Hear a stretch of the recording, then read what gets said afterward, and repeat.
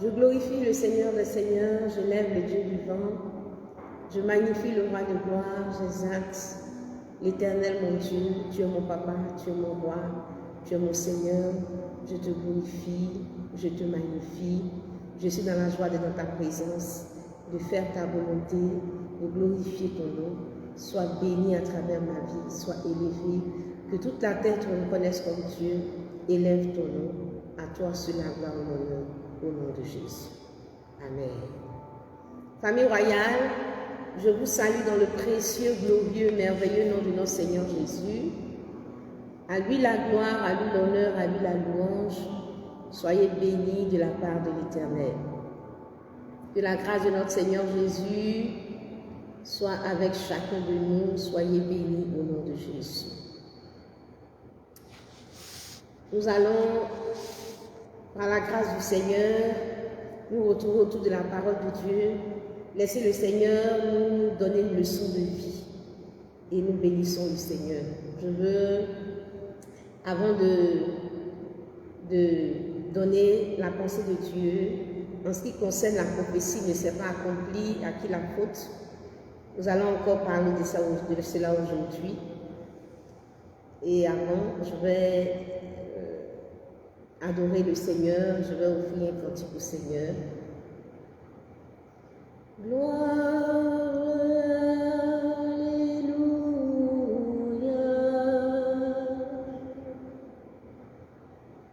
Gloire, alléluia.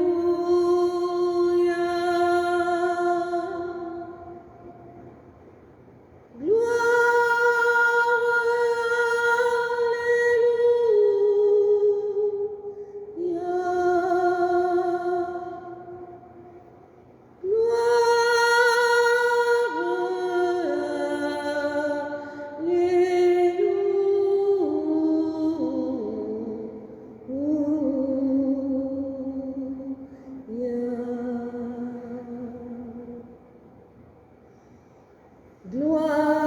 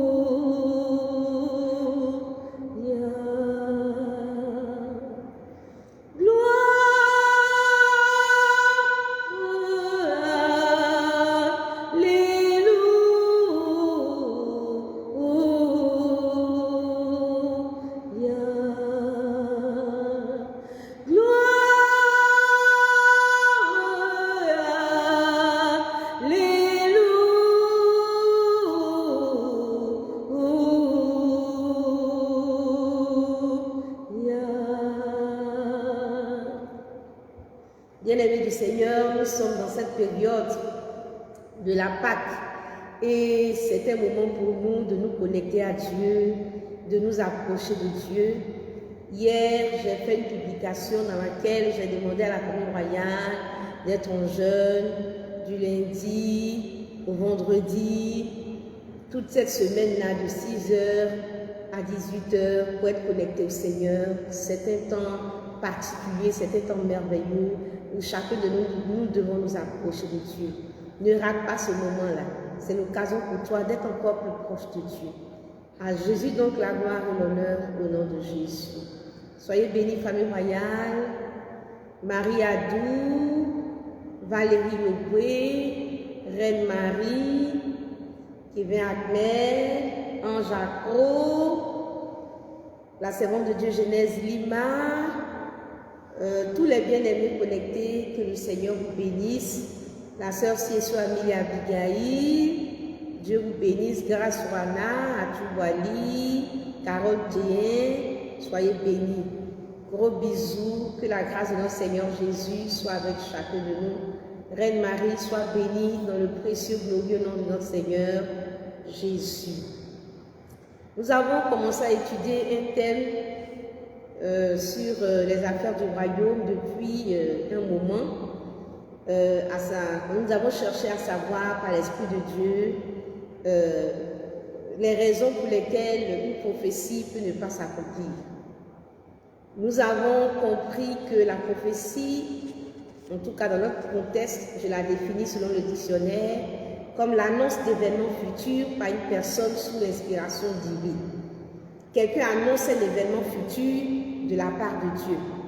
Quelqu'un vient dire de la part de Dieu, voici ce que Dieu m'a dit. Et je veux inclure dans prophétie, toute prophétie au sens même du terme, une parole que le Seigneur donne sous l'inspiration divine. La personne vient dire ainsi par l'Éternel, la personne commence à prophétiser. Ça peut être un songe, ça peut être une vision, mais en tout cas une parole que quelqu'un annonce de la part de l'Éternel. Des événements futurs, un message que le Seigneur donne à quelqu'un ou qu'une personne en tout cas annonce de la part de l'Éternel. Voilà. Et nous avons constaté que ces prophéties s'accomplissent. Mais il arrive souvent où nous nous trouvons en face, en tout cas, nous faisons des remarques où nous voyons que ces prophéties-là ne se sont pas accomplies. Et nous avons cherché à savoir à qui donc la faute. À qui donc la faute du non-accomplissement de la prophétie. À partir de demain, nous allons nous retrouver dans notre page « J'aime l'amour ». Aujourd'hui, nous sommes sur les affaires du royaume parce que nous traitons des choses différentes. Voilà, chaque page a sa couleur et selon, en tout cas, le tableau que je vais donner à la page, selon les idées que je vais véhiculer à travers une page. Voilà, donc certains thèmes sont spécifiques à certaines pages et puis d'autres pour d'autres. En fait, en ce qui concerne les affaires du royaume, je veux bien parler des thèmes généraux, de tout ce qui est en rapport avec la foi, tout ce que le Seigneur peut nous dire. Sur la page « J'aime l'amour », je veux plutôt donner des enseignements en rapport avec l'amour, la vie de famille, etc. etc. Donc, c'est un peu ça. Au fur et à mesure, le Saint-Esprit va nous conduire à faire les choses selon sa volonté. Voilà, donc, je disais qu'il y a des prophéties qui s'accomplissent. Quelqu'un vient dire, ah, j'ai fait un songe, voici, et tu t'attends à un événement, et puis, voici que la chose ne s'accomplit pas. Quelqu'un vient prophétiser de la part de l'Éternel, et la chose ne s'accomplit pas. Donc, à qui donc la faute? À qui donc la faute? Bien-aimés du Seigneur, nous avons donné plusieurs raisons dans les vidéos précédentes et j'invite en tout cas tous ceux qui n'ont pas ces vidéos-là à en tout cas aller en arrière et puis rechercher ces vidéos pour avoir des idées. Il y a beaucoup de leçons que le Seigneur nous a données. Il y a des prophéties qui ne s'accomplissent pas pour plusieurs raisons et nous essayons en tout cas de comprendre par la grâce du Seigneur. Nous avons compris en ce qui concerne la prophétie d'Ézéchias de la part du prophète Ésaïe. Nous avons aussi cherché à comprendre aussi la prophétie d'Akab, le jugement d'Akab, des modifications qui ont été apportées et tout cela. Bien-aimés du Seigneur, nous savons que le prophète Jonas, par exemple, a reçu une prophétie de la part de l'Éternel. La Bible nous dit que la parole de l'Éternel a été adressée à Jonas. Dans le livre de Jonas, nous voyons que la parole de l'Éternel a été adressée à Jonas en ces mots. Lève-toi, va à Ninive, la grande ville, et crie contre elle, car sa méchanceté est montée jusqu'à moi. Claude Gérard, sois béni. La parole de l'Éternel fut adressée à Jonas dans le livre de Jonas au chapitre 3. Une seconde fois, la parole de l'Éternel fut adressée à Jonas en ces mots. Lève-toi, va à Ninive, la grande ville, et proclame-y la publication que je t'ordonne. Et Jonas se leva et alla à Ninive selon la parole de l'Éternel. Or, Ninive était une très grande ville de 3 jours de marche.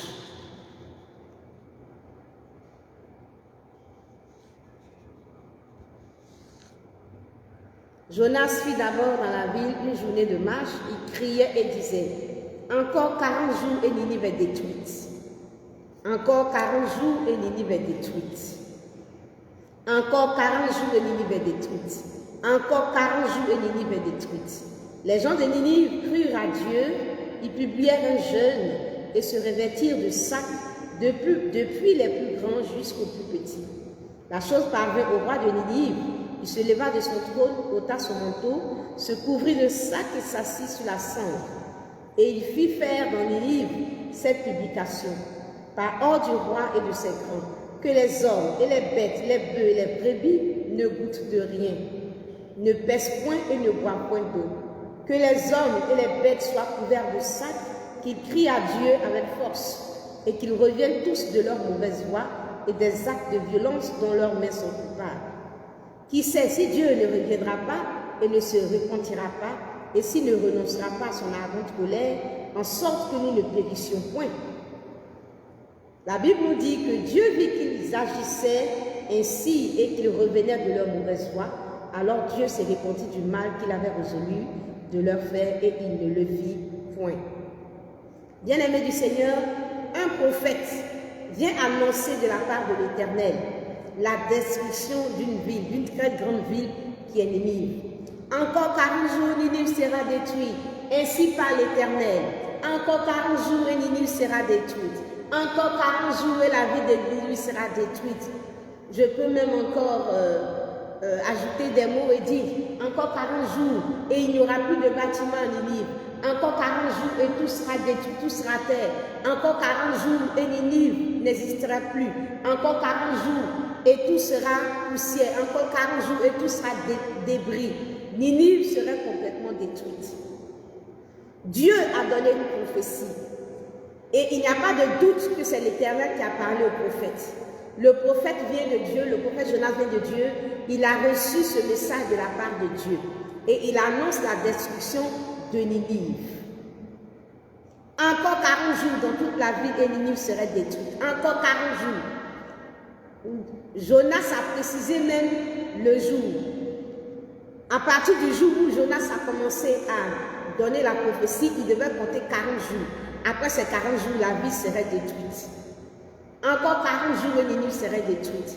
Donc si c'était aujourd'hui, je dirais encore 40 jours au mois de mai, Ninive serait détruite. Jonas a prophétisé de la part de l'Éternel. Mais cette prophétie ne s'est pas accomplie. Ninive n'a pas été détruite. Pourquoi? Par rapport à ce qui s'est passé après que la prophétie soit sortie de la part du prophète Jonas. Quand Dieu a donné ce message de la bouche du prophète Jonas, la Bible nous dit que la chose, les gens de Ninive ont cru à Dieu.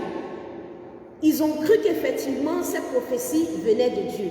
Ils ont cru que ce que Jonas était dit n'était pas de la plaisanterie, n'était pas de la blague. Et la Bible nous dit que les gens de Ninive ont publié un jeûne. Ils ont revêtu le sac, depuis les plus grands jusqu'aux plus petits. La Bible nous dit que la chose est parvenue à l'oreille du roi de Ninive. Lui-même, il s'est levé de son trône, il a ôté son manteau, il s'est couvert d'un sac, il s'est assis sur la cendre.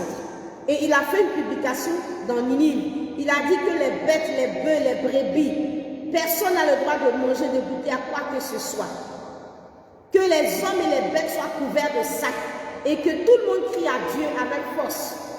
Et il a demandé aux gens de Ninive de revenir de leur mauvaise voie, de leurs actes de violence, de se repentir devant le Seigneur, en espérant que Dieu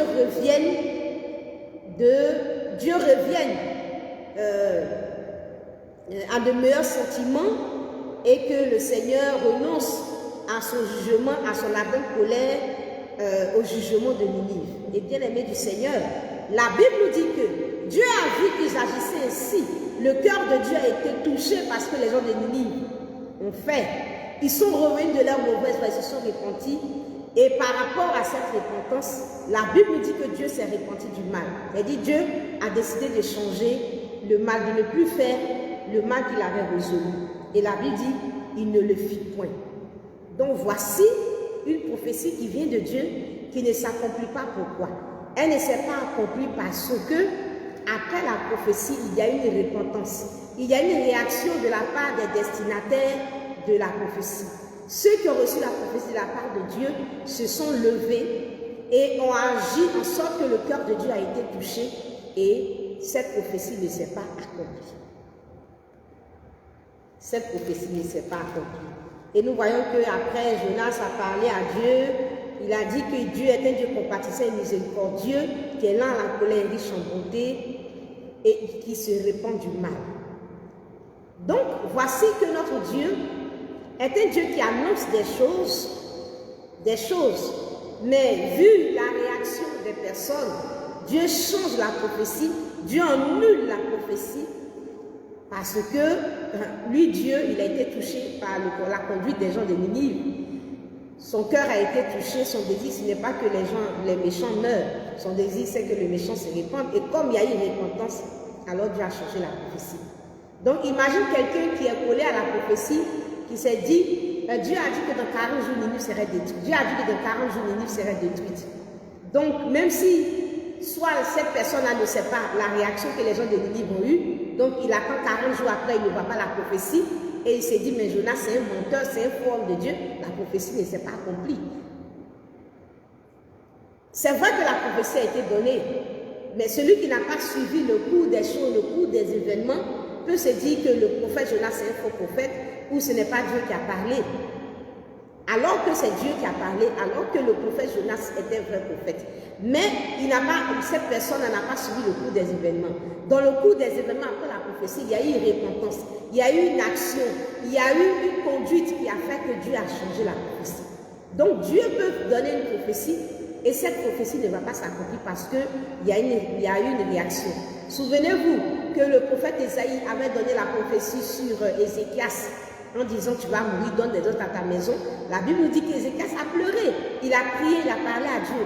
Et sur cette base, le Seigneur a ramené le prophète Ésaïe pour lui dire qu'il lui a accordé encore 15 années. Donc il y a des choses qui peuvent amener Dieu à annuler une prophétie, à changer, à annuler une prophétie, à changer de prophétie, à modifier des prophéties, à reporter des prophéties. Donc quand le Seigneur donne une prophétie, c'est comme une marche. La Bible nous dit que la prophétie est une marche. Et dans sa marche, Dieu peut ajouter certains éléments, il peut enlever certains éléments, il peut effacer certains éléments. Donc c'est une marche et il faut la suivre. Et donc j'ai dit que Dieu fait une mise à jour prophétique. Et donc il faut suivre. Quand tu as reçu une prophétie, il faut donc suivre la marche pour voir au fur et à mesure les éléments nouveaux que Dieu peut enlever, modifier, supprimer, etc. etc. Donc Dieu peut donner une prophétie, elle peut venir de Dieu et cette prophétie ne va pas s'accomplir parce qu'il y a eu des événements, il y a une conduite, il y a des éléments nouveaux, des données nouvelles qui peuvent amener Dieu à faire des corrections, des modifications, à supprimer complètement la prophétie, à annuler la prophétie, à la reporter, etc. etc. Donc Dieu a toujours une manœuvre en ce qui concerne la prophétie. Donc, quelqu'un qui attend dans 40 jours, lui il a entendu, quand Jonas est en train de prophétiser, il a entendu, Dieu dit dans 40 jours, Ninive serait détruite. Il est parti dans une autre ville, il a commencé à annoncer dans toutes les villes environnantes, dans 40 jours, Ninive serait détruite. Dieu a dit, c'est le prophète Jonas qui a dit. Lui, cette personne-là ne sait pas que Ninive s'est repentie. Et donc, elle attend dans 40 jours, elle regarde de loin, elle regarde, il n'y a rien à Ninive, tout va bien. Elle revient quelques mois après, mais Ninive est là, tout va bien. Mais le prophète Jonas, c'est un faux prophète, c'est un menteur. Voici, il a dit des choses, voici Ninive, tout va bien, le roi est là, tout en place, la vie de Ninive bouge, c'est rien. Donc Jonas, c'est un menteur. Bien-aimés du Seigneur, enfants de Dieu, aimez roi, aimez reine, famille royale, comprenez donc la parole du Seigneur, les enseignements que le Seigneur nous donne. Dieu peut donner une prophétie et cette prophétie ne va pas s'accomplir parce que des éléments nouveaux viennent devant le trône de Dieu. Et sur la base de ces éléments-là, Dieu peut supprimer, annuler la prophétie, modifier la prophétie, reporter des éléments, etc. etc.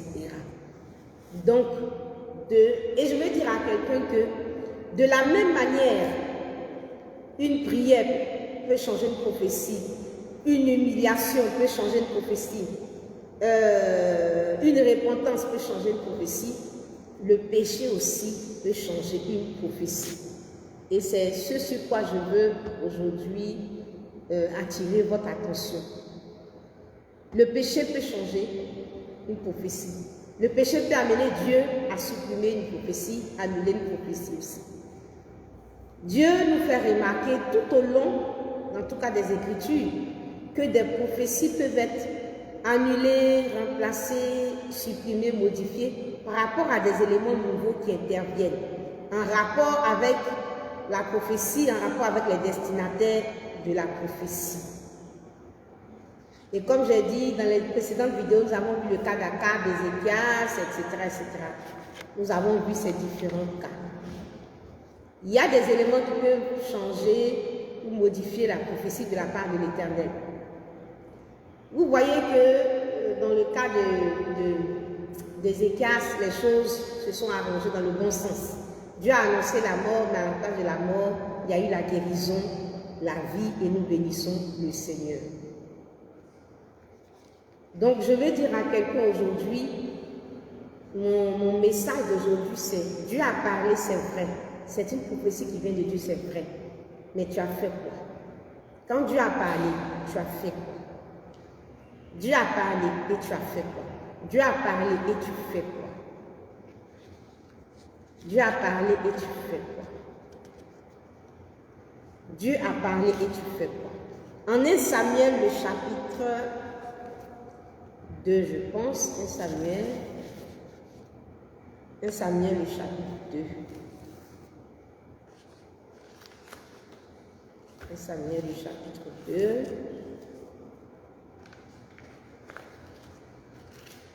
Bien-aimés du Seigneur, en 1 Samuel, le chapitre 2, le Seigneur nous parle de quelque chose de très très important. Dieu a parlé et tu as fait quoi?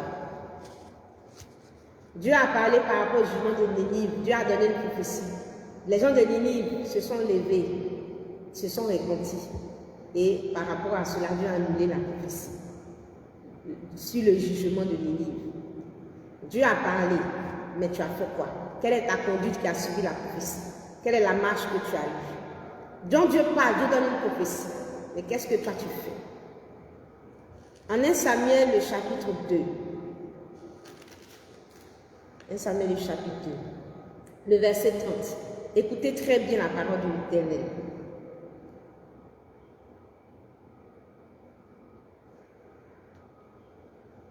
C'est pourquoi voici ce que dit l'Éternel, le Dieu d'Israël. J'avais déclaré que ta maison et la maison de ton père marcheraient devant moi à perpétuité. Et maintenant, dit l'Éternel, loin de moi, car je n'honorerai celui qui m'honore, mais ceux qui me méprisent seront méprisés. Dieu parle au sacrificateur Élie et il dit, j'avais déclaré que ta maison et la maison de ton père marcheraient devant moi à perpétuité. Et maintenant, dit l'Éternel, loin de moi, car je n'honorerai celui qui m'honore, mais ceux qui me méprisent seront méprisés. Dieu parle au prophète Ésaïe et puis dit, j'avais déclaré un certain nombre de choses sur toi, sur ta famille, sur ta maison. Mais maintenant, loin de moi cela. Loin de moi cela, parce que moi j'honore celui qui m'honore et je méprise celui qui me méprise. Il dit, le Seigneur dit qu'il avait dit un certain nombre de choses. Il avait annoncé un certain nombre de choses. Des choses positives sur la maison d'Élie. J'avais déclaré que ta maison et la maison de ton père marcheraient devant moi à perpétuité. Ça, c'est la prophétie. Ça, c'est le message de grâce que le Seigneur a donné à la maison d'Élie. Mais voici que Dieu dit non, maintenant ce n'est plus ça. Non, non, non, non, loin de moi ça. Ce n'est plus ça qui va s'accomplir. Ce n'est plus ça parce que moi, Dieu, j'honore celui qui m'honore parce que je méprise celui qui me méprise. Bien-aimé du Seigneur, un homme de Dieu est venu auprès d'Élie, il a dit ainsi par l'Éternel, ne me suis-je pas révélé à la maison de ton père lorsqu'ils étaient en Égypte? Je l'ai choisi parmi toutes les tribus pour être à mon service dans le sacerdoce. Et pourquoi donc foulez-vous aux pieds mes sacrifices et mes offrandes que j'ai ordonné de faire dans ma demeure? Et d'où vient que tu honores tes fils plus que moi afin de vous engraisser des prémices de toutes les offrandes d'Israël, mon peuple? C'est pourquoi voici ce que dit l'Éternel, le Dieu d'Israël. J'avais déclaré que ta maison et la maison de ton père marcheraient devant moi à perpétuité, et maintenant, dit l'Éternel, loin de moi. Donc, le Seigneur avait dit des choses positives, de grandes choses sur cette maison, mais parce qu'ils ont foulé aux pieds les sacrifices de Dieu, les offrandes de Dieu, parce qu'ils ont désobéi à Dieu, parce qu'ils ont péché, ils ont fait ce qui est mal aux yeux de Dieu. Alors Dieu dit non, non, non, non, tout ce que j'ai annoncé comme bonnes choses, des grandes choses sur ta maison, cela ne va plus s'accomplir. Ce n'est plus ça maintenant qui va conditionner votre famille. Ce n'est plus cette parole-là cette parole-là qui va régir votre famille. Maintenant, ce n'est plus ça, loin de moi, cela. Et le Seigneur dit, voici le temps arrive où je retrancherai ton bras et le bras de la maison de ton père, en sorte qu'il n'y aura plus de vieillard dans ta maison. Tu verras un adversaire dans ma demeure, tandis qu'Israël sera comblé de bien par l'Éternel, et il n'y aura plus jamais de vieillard dans ta maison. Bien-aimés du Seigneur, vous voyez que Dieu a donné une prophétie de grandes choses. Dieu dit, voici, dans ta maison va marcher devant moi, etc. Et puis, Élie et ses enfants n'ont pas marché comme Dieu veut. Ils ont vécu, ils ont commencé à vivre une vie de désobéissance vis-à-vis de Dieu. Et quand Dieu a vu leur désobéissance et leur péché, Dieu dit non, pas question. Cette prophétie, ce n'est plus elle qui va vraiment, qui va maintenant bercer votre maison. Votre maison ne va plus marcher sous cette prophétie, mais maintenant c'est autre chose parce que moi j'honore celui qui m'honore. Ta vie ne me plaît pas du tout, votre vie ne me plaît pas du tout, et donc moi cette prophétie ce n'est pas ça qui va s'accomplir, mais maintenant je dis une prophétie nouvelle. Et cette prophétie nouvelle a dit que le temps arrive où lui va retrancher le bras et le bras de la maison de son père, en sorte qu'il n'y aura plus de vieillard dans sa maison. Un adversaire va venir dans sa demeure, pendant qu'Israël sera comblé, il n'y aura plus de vieillard dans sa maison. Donc, nous voyons que par la suite, il y a eu une guerre entre Israël et les Philistins. Et la Bible nous dit, je vais raconter un peu, les Philistins ont livré bataille, en 1 Samuel le chapitre 4, les Philistins ont livré bataille, Israël fut battu, chacun s'enfuit dans sa tente, la défaite fut très grande. Et l'arche de Dieu a été prise et les deux fils d'Élie, Ophni et Phinehas, sont morts. Donc un homme de Benjamin a couru du champ de bataille, venu à Silo le même jour, les vêtements déchirés. Lorsqu'il arrive, Élie était dans la tente, assis sur le siège près du chemin, car son cœur était inquiet pour l'arche de Dieu. À son entrée dans la ville, cet homme a donné la nouvelle et toute la ville a poussé des cris. Élie, entendant donc ces cris, dit que signifie ce tumulte, et sitôt l'homme vient apporter la nouvelle à Élie. Or, Élie était âgé de 98 ans, il avait les yeux fixes et ne pouvait plus voir. L'homme a dit à Élie, j'arrive du champ de bataille et c'est du champ de bataille que je me suis enfui aujourd'hui. Élie dit, que s'est-il passé mon fils? Et celui qui apportait la nouvelle a dit en réponse, Israël a fui devant les Philistins et le peuple a éprouvé une grande défaite et même tes deux fils, Ophni et Phinehas, sont morts et l'arche de Dieu a été prise. Donc voici une maison qui devait marcher devant l'Éternel, qui n'a pas marché conformément à la volonté de Dieu. Dieu a donné à annuler cette prophétie, je peux m'exprimer ainsi. Maintenant, Dieu annonce des malheurs sur cette maison et nous voyons qu'effectivement, il n'y a pas de vieillard puisque ses 2 fils sont morts et lui-même aussi est mort. Ils sont tous morts. Donc, quelqu'un va dire, mais il y a une prophétie où le Seigneur a annoncé que Élie et puis sa maison allaient marcher devant l'Éternel. Mais on ne comprend pas ce qui arrive à la maison d'Élie. Comment c'est fait qu'Élie est mort? Ses 2 fils sont morts le même jour. Aïe, ça c'est quoi ça là? Mais ce n'est pas ce que Dieu a dit. Aïe, les fausses prophéties, les faux hommes de Dieu, et des menteurs comme ça, ils viennent, ils racontent tout et n'importe quoi. Ils n'ont pas dit qu'Élie et la maison d'Élie allait marcher devant l'Éternel. Hein? Comment se fait-il que maintenant ils sont morts? Vraiment, c'est des faux prophètes. Bien-aimé du Seigneur, Dieu a parlé, Dieu a donné la prophétie et tu as fait quoi? Dieu a parlé, Dieu a donné la prophétie, tu as fait quoi? Dieu a donné la prophétie sur la maison d'Élie qui allait marcher devant l'Éternel. Mais Élie a fait quoi? Les enfants d'Élie ont fait quoi? Les enfants d'Élie ont fait quoi? Celui qui a entendu Dieu parler à Élie le sacrificateur en ce qui concerne sa maison qui allait marcher devant l'Éternel, lui il s'attend à ce que, en tout cas, les enfants d'Élie marchent aussi devant l'Éternel, que tout aille bien. Maintenant, la personne constate que, peut-être quelques années après, ou quelques mois après, c'est carrément le contraire. Les enfants d'Élie sont morts.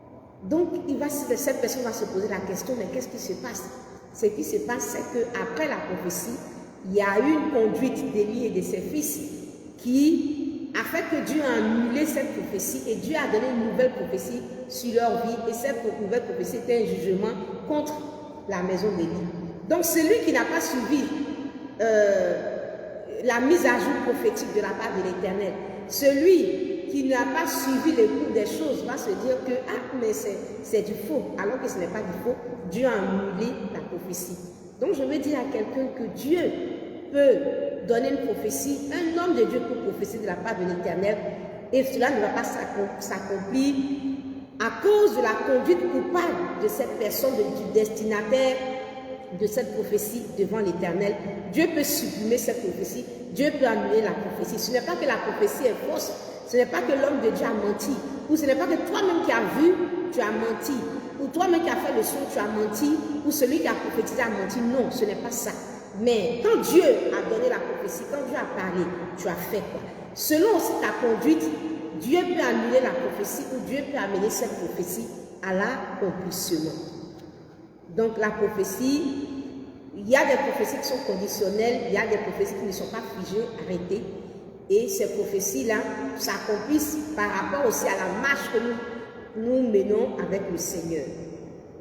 Donc, je veux dire à quelqu'un bien-aimé ici, aimé ou aimé Reine, à la famille royale, je veux dire à Reine Marie, je veux dire à Kevin Akmel, je veux dire à Genèse Lima, servant du Seigneur, je veux dire à l'évangéliste Linda, l'évangéliste Séraphin, je veux dire à tous nos bien-aimés qui sont là que le péché est un facteur, en tout cas, qui cause des mises à jour prophétiques.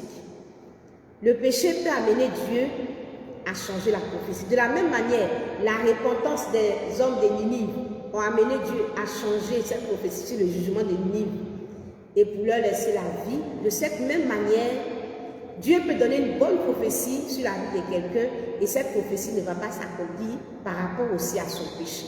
La repentance peut faire changer à Dieu une prophétie, le péché aussi peut faire changer à Dieu une prophétie. Donc le péché est un facteur qui cause des mises à jour prophétiques. Il y a aussi des péchés dans nos vies qui peuvent amener Dieu à annuler une prophétie et qui peut amener même Dieu dans sa colère à nous, à donner de nouvelles prophéties, même de jugement sur nos vies. Donc un prophète peut prophétiser de bonnes choses. Et le prophète commence à prophétiser, tu seras ceci, tu auras ceci. Ça, c'est le plan de Dieu qu'il est en train de donner. Ça, c'est la volonté de Dieu qu'il est en train de donner. Le songe que la personne a eu, ça, c'est le plan de Dieu, c'est la volonté de Dieu. C'est ce que Dieu veut faire. Mais est-ce que cela va s'accomplir? Parce que Dieu a dit, mais qu'est-ce que toi tu as fait? Comment tu as marché? Quelle a été ta conduite? Un prophète a prophétisé de bonnes choses, le bonheur, la paix, la prospérité, mais à la place de ce bonheur, de cette prospérité, voici le malheur va venir. Pourquoi? À cause de la conduite coupable des destinataires de cette prophétie. Donc, il ne suffit pas seulement tous les jours de taxer les prophètes de menteurs, même s'il y a des prophètes menteurs, mais tous les prophètes ne sont pas menteurs. Il y a des vrais prophètes, il y a des personnes qui ont reçu des messages, que ce soit un songe, une vision, en tout cas de la part de l'Éternel, et qui ont communiqué ce message de la part de l'Éternel. Et quand cela ne s'est pas accompli, ce n'est pas forcément que ces prophètes sont des faux prophètes. Il ne suffit pas toujours de remettre en cause la parole de cette personne, mais aussi il faut un examen de soi-même pour voir, quand la prophétie a été annoncée, quelle a été ma conduite, quelle a été ma marche. Élie et ses enfants se sont rendus coupables devant Dieu. Et Dieu a dit, non, moi j'honore celui qui m'honore. Il ne m'honore pas, il me méprise, mais moi aussi je vais les mépriser. Et donc moi je vais annuler ce que j'avais voulu faire avec eux. Et je vais envoyer même ma colère sur leur vie. Donc qu'est-ce qui se passe entre la prophétie et son accomplissement? Il y a ta conduite, il y a ta marche. Et s'il y a le péché, il y a des péchés dans ta vie qui peuvent pousser Dieu à annuler la prophétie sur ta vie, les événements qu'il a annoncés, Dieu peut annuler, et même Dieu peut annoncer même une nouvelle prophétie en ta défaveur, des prophéties même qui annoncent des malheurs. Donc à la place même du bonheur, de la paix et de tout ce que tu vas recevoir, c'est le contraire même qui va arriver dans ta vie. Et je veux que quelqu'un retienne très bien que le péché annule la prophétie. Le péché annule la prophétie. Et aujourd'hui, je vais dire à nos bien-aimés que beaucoup de gens font exprès. Ils disent Dieu m'a dit que, Dieu m'a dit que. Ils ne font que répéter la prophétie. Dieu m'a dit que, Dieu m'a dit que, ainsi a parlé l'Éternel, ainsi m'a dit. Moi, tu me vois là, ce que Dieu a dit sur ma vie. Non, Dieu a dit que, Dieu a dit que. Oui, je suis d'accord que Dieu ait parlé sur ta vie. Je suis d'accord qu'un prophète a annoncé des choses grandes sur ta vie. Je suis d'accord que le Seigneur t'a montré des songes. Je suis d'accord que Dieu a dit beaucoup de choses. Oui, mais quand le Seigneur a fini de dire beaucoup de choses, c'est beaucoup de choses que le Seigneur annonce. C'est tout à fait normal. La Bible nous dit en Jérémie 29, au verset 11, en tout cas je pense que Dieu dit qu'il connaît les projets qu'il a formés pour nous. Projets de paix et non de malheur, afin de nous donner un avenir et de l'espérance. Donc à chacun de nous est attaché un projet de Dieu. Un projet de Dieu que le Seigneur peut nous donner à travers une prophétie. Par la bouche d'un homme de Dieu, annoncer ce projet-là de Dieu. Voici, je ferai de toi ça, tu seras ceci, tu seras cela. Ça, c'est le plan de Dieu, ça, c'est la volonté de Dieu que le Seigneur a donné sous forme prophétique. Ou en songe, en tout cas que le Seigneur a donné. Mais pendant que la prophétie a été donnée, quelle est ta marche? Quelle est ta marche? Quelle est ta marche? Bien-aimé du Seigneur, quelle est ta marche? C'est ça. Et aujourd'hui, beaucoup de personnes font exprès. Ils disent, Dieu m'a dit, Dieu m'a dit, Dieu m'a dit, je serai ceci, j'aurai ceci. Et puis quand les choses ne s'accomplissent pas, ils prennent soit les hommes de Dieu pour des menteurs, ou ils disent que Dieu c'est n'importe quoi, c'est du faux. Cela n'a rien à voir. Mais bien-aimés du Seigneur, beaucoup ont eu leur prophétie qui ne se sont pas accomplies, eux-mêmes à cause de leur conduite coupable vis-à-vis de l'Éternel. Imaginez Joseph. Dans la vie de Joseph, Dieu a annoncé de grandes choses. Dieu a annoncé de grandes choses. Joseph a fait des songes où il était élevé au-dessus de ses frères. Joseph a commencé à marcher avec le Seigneur. À un moment donné, Joseph se retrouve chez Potiphar. Et la femme de Potiphar demande à Joseph de coucher avec elle. Et Joseph a refusé de le faire. Imaginez que Joseph couche avec la femme de Potiphar. Si Joseph avait couché à la femme de Potiphar, alors le plan de Dieu, cette prophétie que le Seigneur avait annoncée à travers ce songe-là ne se serait pas accompli parce que la vie de Joseph se serait arrêtée à la maison de Potiphar. Mais comme Joseph a refusé de pécher, de se rendre coupable vis-à-vis du Seigneur, il s'est retrouvé en prison. Et en prison, le Seigneur a donné un rendez-vous là-bas. Il s'est retrouvé avec certains officiers de Pharaon. Et à partir de là, la porte s'est ouverte pour Pharaon. Et Joseph est devenu premier ministre en Égypte. Donc si Joseph avait couché avec la femme de Potiphar, alors cette prophétie n'allait pas s'accomplir.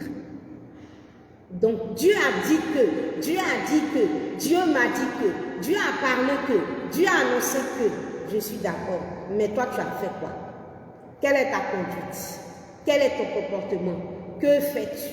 Comment tu marches? C'est ça la question.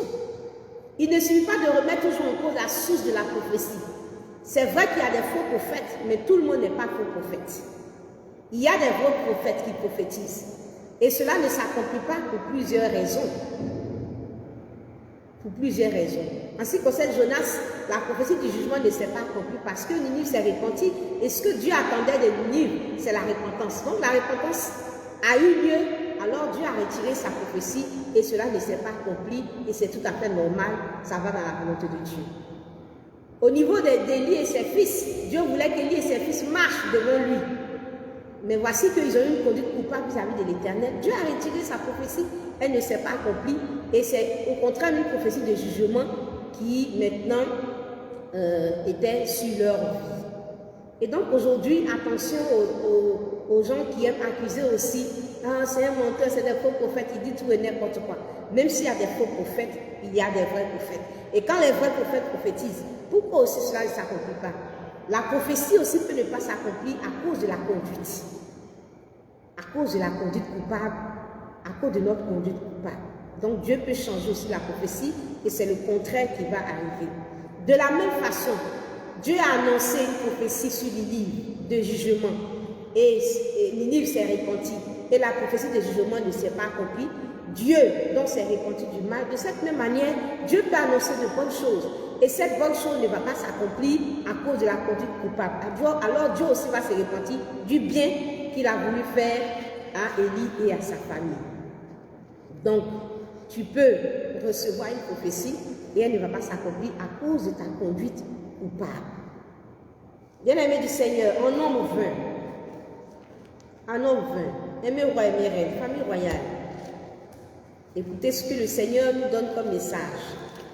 Cela est important, cela va nous faire du bien et cela va nous amener à marcher dans les voies du Seigneur, à faire ce qui est agréable à Dieu. En Nombre 20, la Bible nous dit ceci.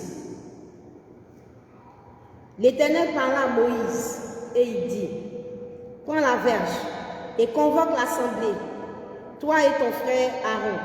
Vous parlerez en leur présence au rocher et il donnera ses eaux. Tu feras sortir pour eux de l'eau du rocher et tu abreuveras l'assemblée et leur bétail. Moïse prit la verge qui était devant l'Éternel, comme l'Éternel lui avait ordonné. Moïse et Aaron convoquèrent l'assemblée en face du rocher et Moïse leur dit, écoutez donc les rebelles, est-ce de ce rocher que nous vous ferons sortir de l'eau?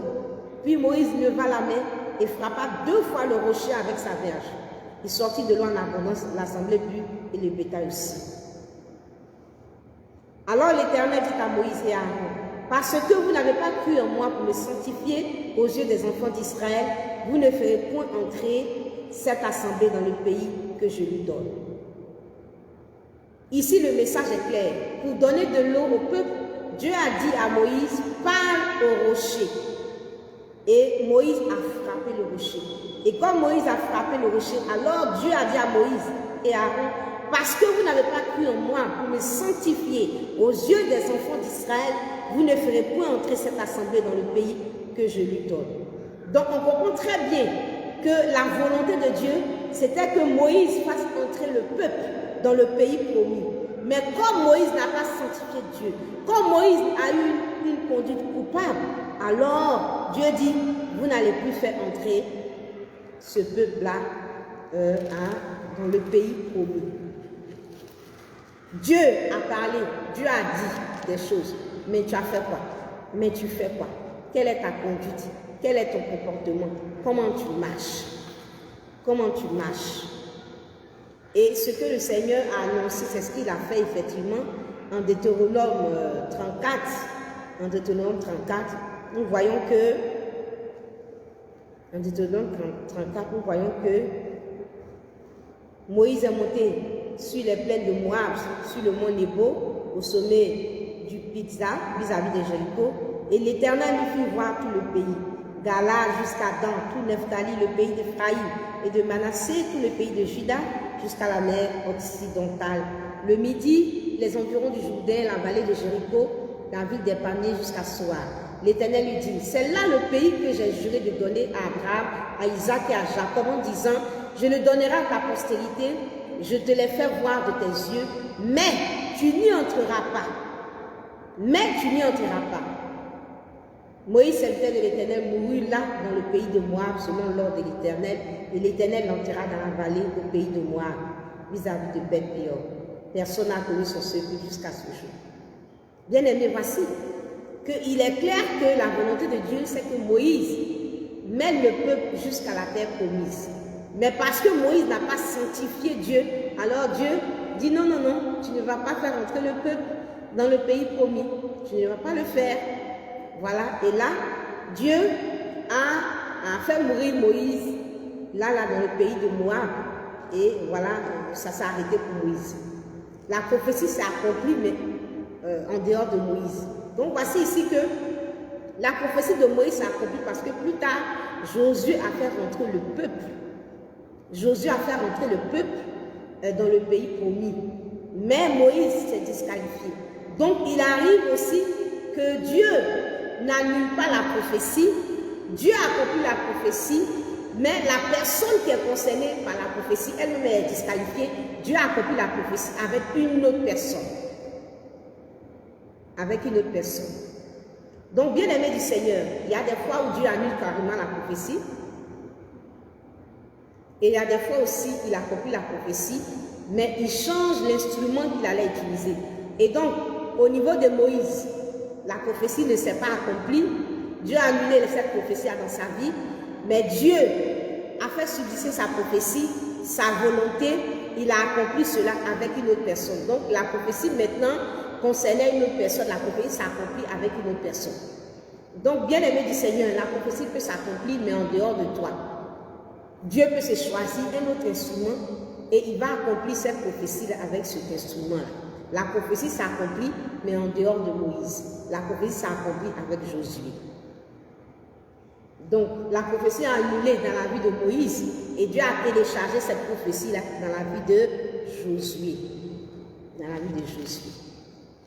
Le Seigneur dit, parce que vous avez péché, parce que vous avez fait ce qui n'est pas agréable à moi, alors vous n'entrerez pas. Ce n'est plus vous qui allez faire entrer le peuple dans le pays promis. Dieu dit, mais tu fais quoi? Dieu dit, mais tu fais quoi? C'est ça la question. Dieu dit, Dieu parle. Mais quelle est ta conduite? Quel est ton comportement? On entend tellement de choses. Dieu m'a dit que je serai ceci. Dieu m'a dit que j'aurai un grand ministère. Dieu m'a dit que je serai roi. Dieu m'a dit que je serai grand homme d'affaires. Dieu m'a dit qu'on parlera de moi dans les nations. Dieu m'a dit que je serai célèbre. Dieu m'a dit que je serai un grand artiste. Dieu m'a dit que je vais chanter dans le monde entier. Dieu m'a dit que... Ok, on est tous d'accord. À chacun est attaché un projet de Dieu. À chacun est attaché un projet de Dieu. Dieu a des projets de paix et non de malheur pour nous, afin de nous donner un avenir de l'espérance. Je crois en ce que Dieu a dit dans ta vie. Mais quelle est ta conduite? Quelle est ta conduite? C'est comme un papa qui peut dire à un enfant, le soir, si je viens, ou bien le week-end, par exemple, le week-end, je vais t'acheter plein de gâteaux, on va partir à la pâtisserie, tu auras plein de glaces, tu auras plein de gâteaux et tout. Le papa, il promet cela à l'enfant le lundi. Il dit le week-end, le samedi, on sort et je vais t'acheter toutes ces choses, plein de choses. Et puis le jeudi, l'enfant fait une grosse bêtise. Une très grosse bêtise. Il a fait l'école missionnaire, il a fait tout et n'importe quoi, il n'a pas fait ses devoirs. Et le papa était dans tous ses états, il a fait des gaffes à la maison. Et le papa dit, j'avais dit que j'allais te donner des gâteaux le samedi, mais à cause de ta conduite coupable, à cause de ce que tu as fait, moi je renonce à cela, je me réponds de ce que j'ai dit. Mais le samedi, à la place des gâteaux, tu vas faire le pied au mur, ou bien tu vas balayer toute la maison, ou tu seras enfermé dans la chambre, tu ne vas pas sortir, tu n'auras pas droit à tes jeux. Donc vous voyez que le papa a dit, mais dans la marche avec l'enfant, il y a un péché de conduite coupable qui a amené le papa à annuler sa prophétie. cette promesse. Et c'est comme ça que ça marche avec le Seigneur. Donc, Dieu a fini de dire, mais toi, tu fais quoi? Toi, tu fais quoi? Toi, tu fais quoi? Donc, c'est ce que j'aimerais vraiment te dire. Dieu a parlé, Dieu a parlé, Dieu a parlé, mais tu fais quoi?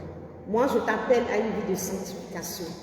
Je t'appelle à une vie de sanctification parce que le péché peut gommer une prophétie de la part de l'Éternel. Le péché peut gommer cela par le doigt de Dieu lui-même. Dieu lui-même va annuler cette prophétie. Dieu lui-même va annuler cette prophétie. Quelqu'un va me dire non, mais nous tous on pêche, c'est vrai. Le Seigneur même nous dit que 7 fois le juste tombe et il se relève. 7 fois le juste tombe et il se relève. Le juste tombera 7 fois et sera relevé. Ce n'est pas que dans notre vie on ne pêche jamais, c'est pas vrai.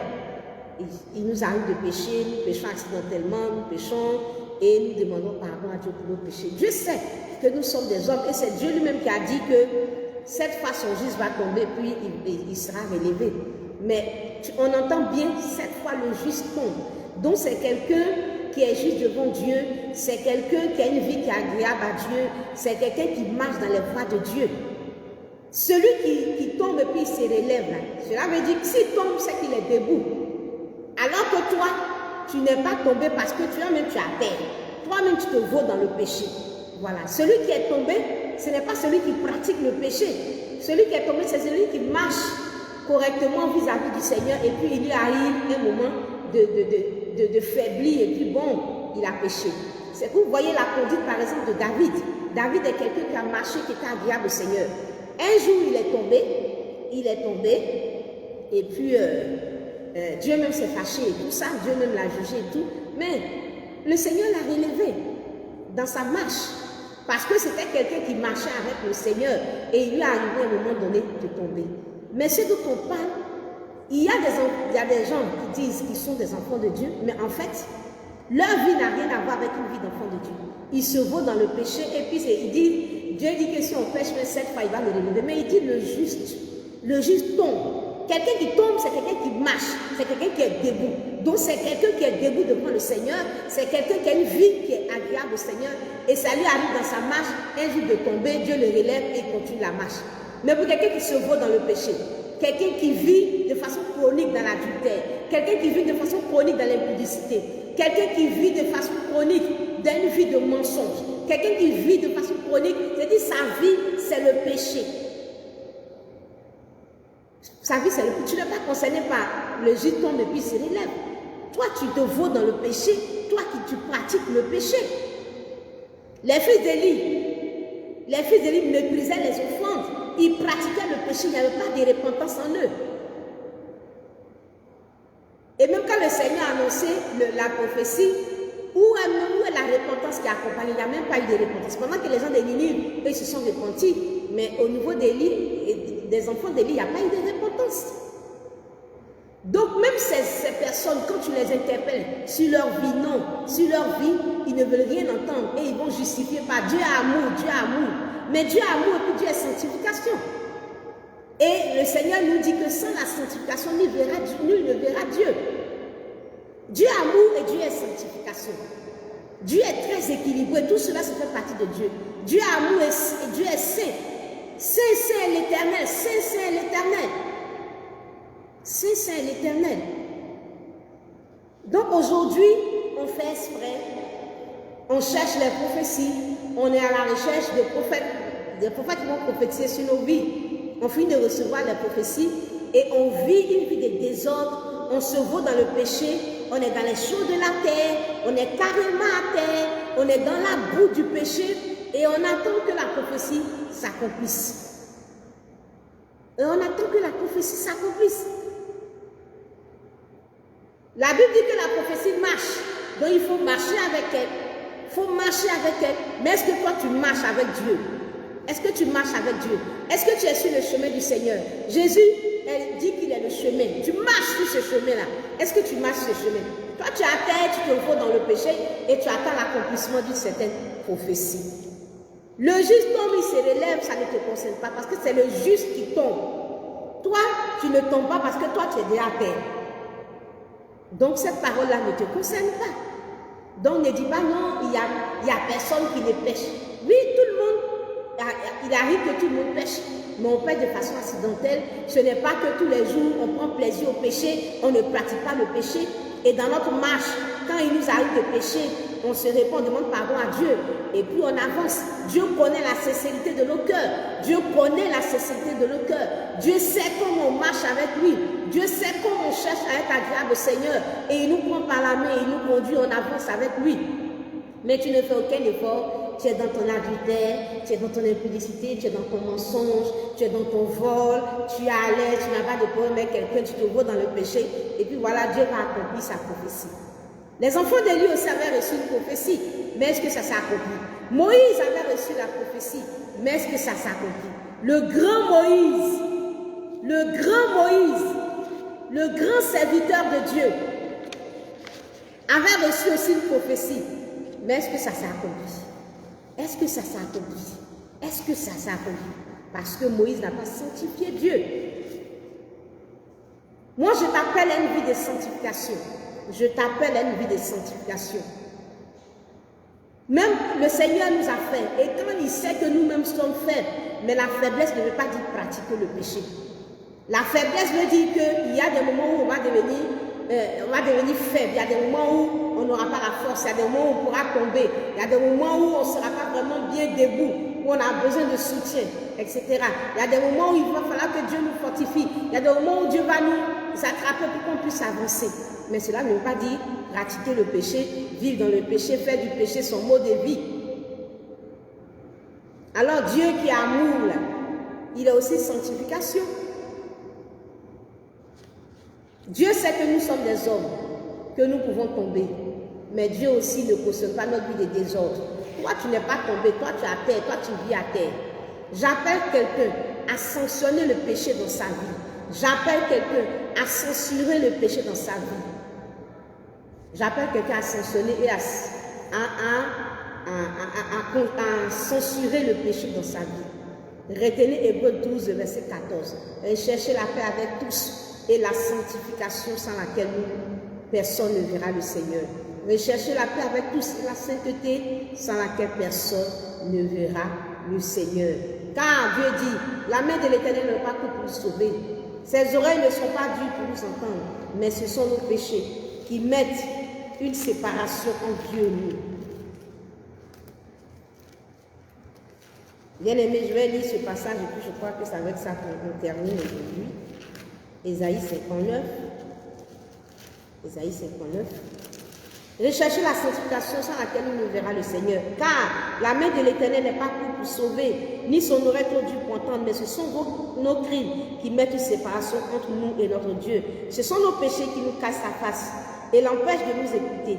Car nos mains sont souillées de sang et nos doigts de crime. Nos lèvres profèrent le mensonge, notre langue fait entendre l'iniquité, etc., etc. Nul ne se plaint avec justice, nul ne plaide avec droiture, etc., etc., etc., etc. Bien-aimé du Seigneur, moi je t'appelle à une vie de sanctification. Et le diable, notre ennemi, l'ennemi de nos âmes, sait que le péché met une barrière entre Dieu et nous. Et donc il ne se fatigue même pas. Il suffit seulement que tu lui ouvres la porte, il vient semer le péché en toi. Voilà. Et quand il a péché le péché en toi, il sait que la prophétie ne va pas s'accomplir, tu ne vas pas rentrer dans ta destinée. Voilà. Aujourd'hui, beaucoup de gens pensent que quand se sanctifier, c'est faire plaisir à Dieu. Beaucoup de gens pensent que ils n'ont pas trop envie de se sanctifier parce que bon, c'est trop pour faire plaisir à Dieu. Bien-aimé du Seigneur, si tu te sanctifies, Dieu reste Dieu. Tu ne te sanctifies pas, Dieu reste Dieu. Même la lune et le soleil ne changent pas parce que nous, on s'est sanctifié, on ne s'est pas sanctifié. Si pour les éléments de la nature, pour ce que Dieu a fait, notre sanctification, notre demande de sanctification ne peut rien apporter, Dieu alors. Si aujourd'hui je dis que je n'adore pas le Seigneur, la mangue va rester mangue, le manguier va rester le manguier, le cocotier va donner son fruit. Et donc si ça n'a même pas d'effet sur la création, ce n'est pas sur Dieu. La sanctification est à ton avantage, c'est pour ton intérêt. Parce qu'en ce moment-là, tu as une vie agréable au Seigneur et ça permet au Seigneur d'être en relation avec toi. Parce que le péché te ferme, en fait, te ferme la porte au Seigneur, à la présence de Dieu. Et donc, les choses de Dieu ne peuvent pas s'accomplir dans ta vie. Donc, je t'appelle à une vie de sanctification, parce que celui qui ne vit pas sa vie de sanctification est loin de Dieu. Et s'il est loin de Dieu, alors la prophétie de Dieu ne va pas s'accomplir. La prophétie de Dieu ne va pas s'accomplir. La prophétie de Dieu ne va pas s'accomplir. Que Dieu nous bénisse et que la grâce du Seigneur soit avec vous. Donc celui qui vit hors de la volonté de Dieu, il vit, je peux dire, que sous le couvert du diable en fait. Donc comment est-ce que les choses peuvent s'accomplir? Dieu, c'est une marche. Pour être avec Dieu, il faut marcher dans la sanctification. Voilà, mais tu ne marches pas dans la sanctification. Comment tu veux que les choses se fassent? Donc je veux nous dire ceci. C'est comme si aujourd'hui je te convoque aux urnes pour choisir qui va régner sur toi. De la même façon, il y a une élection dans un pays. De cette même façon, Dieu est à notre porte et le diable aussi à notre porte. Comme ce fut le cas pour Caïn. Dieu dit, Caïn, fais ce qui est bien, tu vas relever ta tête, mais le péché est couché à sa porte et ses péchés et ses désirs se portent vers toi. Donc, moi, je te convoque aux urnes pour choisir qui va régner sur toi. De la même façon, il y a l'élection dans un pays. De cette même façon, Dieu est à notre porte et le diable aussi est à notre porte. À nous revient maintenant la responsabilité de lire qui va régner sur nous. Et comme derrière chaque roi, il y a un programme de société, derrière Dieu, il y a un programme, il y a un plan qui est la prophétie de Dieu, et derrière le diable aussi, il y a un plan. Derrière Dieu se trouve une prophétie. En rapport avec Dieu se trouve une prophétie, un plan. Il dit, j'ai des projets de paix et non de malheur afin de vous donner un avenir et de l'espérance. Ça, c'est le projet de Dieu pour toi. C'est le programme de Dieu pour toi, pour toi. Par rapport à ce roi qui est Dieu, il a un programme pour toi. Et le diable aussi a des projets pour toi. Et donc, si c'est le diable qui règne sur ta vie, si tu mènes une vie de péché, donc c'est le diable qui règne sur ta vie. Tu auras donc tourné le dos à Dieu et à la prophétie divine.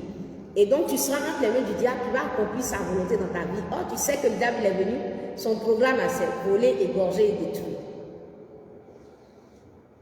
Parce que bien aimé du Seigneur, Dieu est là, le diable est là. Dieu a son programme, c'est ça qui est la prophétie. Le diable aussi a son programme. Donc c'est celui qui va régner sur toi, qui va donc dérouler son programme. Celui que tu vas voter par exemple dans ton royaume, c'est lui, si tu votes un roi dans ton royaume, c'est son programme qui va mettre en œuvre. Donc il y a Dieu et il y a Satan. Celui qui va régner sur toi, c'est lui qui va dérouler son programme dans ta vie. Si c'est le diable qui règne dans ta vie, tu auras tourné le dos à la prophétie divine. Tu auras tourné le dos à la prophétie divine. Tu ne peux pas penser vivre sous le règne du diable et espérer voir la gloire de Dieu dans ta vie. Tu ne peux pas vivre sous le règne du diable dans le péché et espérer voir la gloire de l'Éternel dans ta vie. Si tu vis dans le péché, si le diable règne dans ta vie, alors c'est le diable qui va mener son plan dans ta vie jusqu'à l'accomplissement de ce plan. Jusqu'à l'accomplissement de ce plan. Jusqu'à l'accomplissement de ce plan. Si c'est Dieu qui règne dans ta vie, alors tu vis ta vie de sanctification et c'est Dieu qui va mener son projet pour toi jusqu'à la fin, jusqu'à l'accomplissement. Donc tu ne peux pas voter pour un roi, tu ne peux pas voter pour un roi et puis tu attends l'accomplissement du programme de celui que tu n'as pas voté en fait, du candidat perdant. Dieu et puis Satan, je peux dire, je prends cette image, Dieu et puis Satan sont candidats dans ta vie. Si par ton péché, tu votes pour le diable, alors tu ne peux pas voter pour le diable. Dis au diable que toi tu règnes dans ma vie et espérer que le plan de Dieu s'accomplit dans ta vie. Parce que Dieu sera alors le candidat perdant de ta vie. Dans un royaume, si on vote pour un candidat, c'est-à-dire on a voté pour son programme. Donc si tu as voté pour le diable, tu as voté pour son programme. Si tu votes pour Dieu, tu as voté pour son programme. Donc cette prophétie que tu as reçue, c'est le programme de Dieu. Et donc il va falloir que Dieu règne sur ta vie pour mener pour mener à l'accomplissement ce programme, ce projet. Donc, toute personne qui naît sur cette terre bénéficie d'un plan de Dieu sur sa vie. Donc, il y a déjà la parole de Dieu sur sa vie. Et donc, la prophétie va s'accomplir que si Dieu règne sur ta vie. Donc, si tu votes pour Dieu, c'est-à-dire que si tu appelles le règne de Dieu sur ta vie et que Dieu règne sur ta vie, alors c'est Dieu qui va dérouler son plan, son projet, sa prophétie jusqu'à la fin. Mais si c'est le diable qui règne sur ta vie, alors c'est lui qui va dérouler son projet jusqu'à la fin. Donc, ne vote pas pour un roi et t'attendre à l'accomplissement du programme du candidat qui a fait des fêtes que tu n'as pas voulu voter dans ta vie. Si c'est Dieu que tu as voté, si c'est Dieu que tu as cité dans ta vie, pour régner dans ta vie, alors le programme de Dieu va s'accomplir. Mais si tu marches par le diable, par le péché, alors c'est le plan de Dieu qui va s'accomplir. Si le diable règne dans ta vie, le plan de Dieu ne peut pas s'accomplir dans ta vie. Si c'est Dieu qui règne dans ta vie, le plan du diable ne va pas s'accomplir. Donc à toi de voter, à toi de choisir. La prophétie peut ne pas s'accomplir selon que c'est le diable qui règne sur toi ou c'est Dieu qui règne sur toi. Voilà. Si tu prends la voie du péché, c'est que tu as accepté que le diable règne sur toi, alors cela ne va pas s'accomplir. Mais si tu as choisi Dieu, alors par ta vie de sanctification, tu as vraiment choisi Dieu et le plan de Dieu s'accomplit et la prophétie va s'accomplir. Donc c'est à toi de choisir. Que Dieu te bénisse et que la grâce du Seigneur soit avec toi. Soyez bénis, famille royale, que le Seigneur vous bénisse. Reine Marie, Marie Adou, Valérie Yomoué, que la grâce du Seigneur soit avec vous. Demain, on a rendez-vous, ce sera sur la page J'aime l'amour. On sera en jeûne et on sera dans la présence du Seigneur et le Seigneur vraiment va nous parler. Je crois mercredi, on va faire notre temps de prière et puis je crois le jeudi, en tout cas par la grâce du Seigneur, je pourrais vous donner un message en tout cas ce qui concerne le message que le Seigneur veut nous donner vraiment pour la Pâque. Soyons jeunes, soyons connectés, ça sera vraiment un moment béni, que tout le monde soit connecté. Soyez vraiment bénis, que la grâce de notre Seigneur Jésus soit avec chacun de nous. Amis Abigail, chante Onésime,